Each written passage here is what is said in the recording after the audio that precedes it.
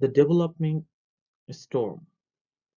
The energy for a hurricane comes from the direct transfer of sensible heat and latent heat from the warm ocean surface. For a hurricane to form, a cluster of thunderstorms must become organized around a central area of surface low pressure to create a tropical cyclone. It appears that when a tropical wave moves at roughly at speed as the surrounding upper level flow, a protective zone of low wind shear and deep moisture may form that allow thunderstorms to gradually coalesce over several days. However, many questions remains about how such a cluster of thunderstorms goes on to evolve into a hurricane. The one major theory proposed that a hurricane form in the following manner. Suppose, for example, that the trade wind inversion is weak and that thunderstorms start to organize along the ITCZ or along a tropical wave. In the deep, moist, conditionally unstable environment, a huge amount of latent heat is released inside the cloud during condensation. The process warms the air aloft and causing the temperature near the cluster of thunderstorm to be much higher than the air temperature at the same level further away. This warming of the air aloft causes the region of high pressure to form in the upper troposphere, in which in terms causes a horizontal pressure gradient aloft. The gradient induces the air aloft to move outward, away from the region of high pressure in the and form cumulonimbus cloud. This diverging air aloft, coupled with warming of the vertical air column, causes the surface pressure to drop and a small area of surface low pressure to form.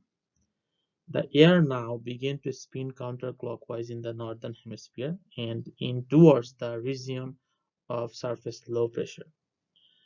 As the air moves inward, its speed increases. Just the air moves over the ocean water, small swirling eddies transfer heat energy from the ocean surface into the overlying air.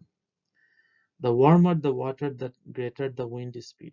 The greater the transfer of sensible and latent heat into the air above, the air sweep in toward the center of the low pressure. The rate of heat transfer increases because the wind speed increases.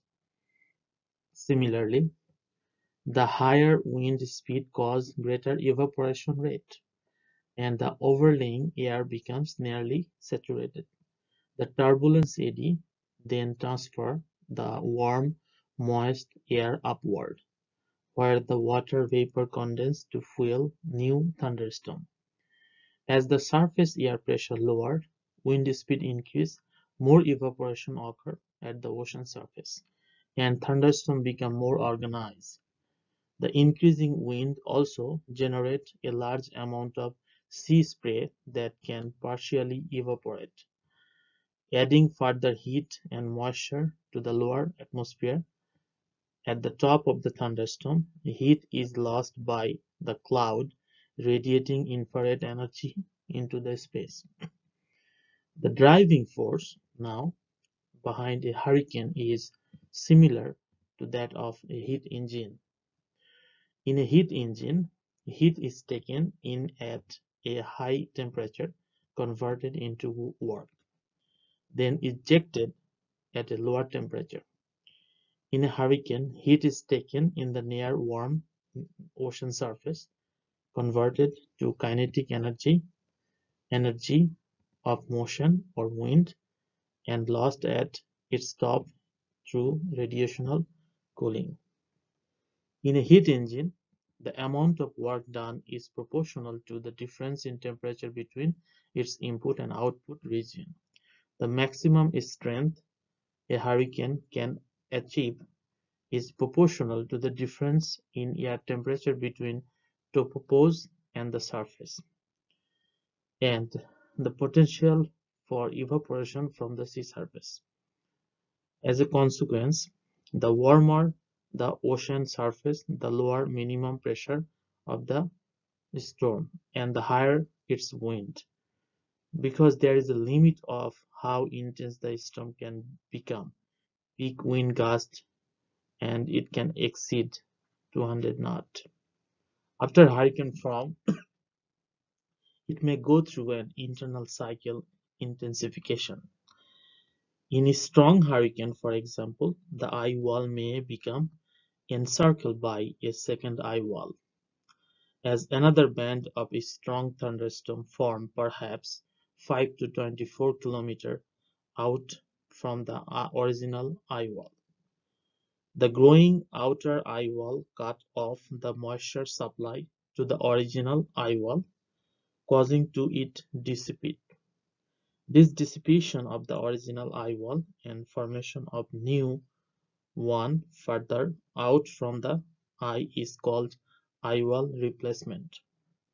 As the replacement of this eyewall is taking place, the central pressure of the storm may rise and its maximum winds may diminish.